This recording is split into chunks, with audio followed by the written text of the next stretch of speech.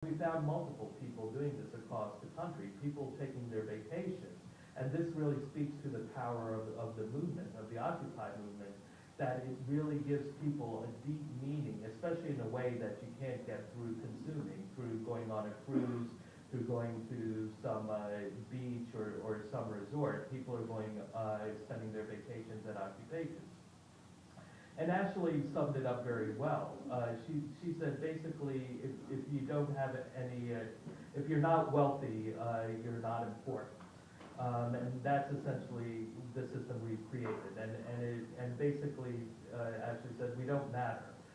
And if you're not wealthy, it's your own fault. And Herman Cain put it very well when he was still in the race. You know, this is the reigning ideology. I'm not endorsing it, but this is kind of the reigning ideology that we operate under. If you're not rich, it's your own fault. That somehow this is a defect, that everyone has a chance to be rich. So fundamentally, the Occupy movement is a democracy movement, but it's different.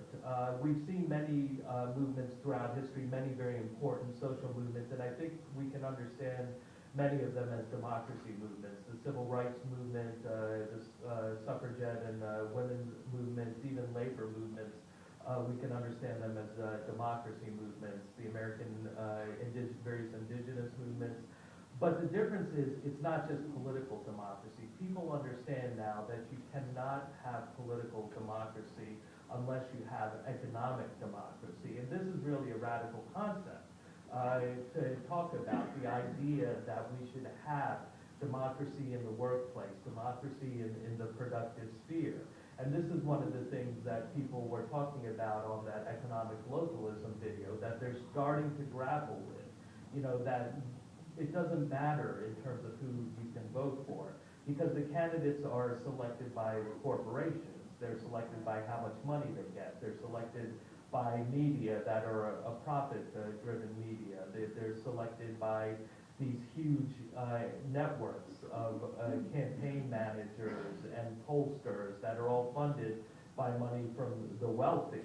And it's why we have a Congress that is essentially a Congress of the 1%. 67% of U.S. senators are millionaires, and their average net worth is over $2 million.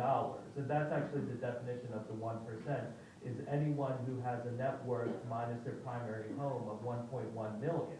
So we have a Senate of the 1%. The House of Representatives, which is supposed to be the people's chamber, 45% of the House is worth $1.1 million or more. So we've essentially created this government of the rich, by the rich, for the rich.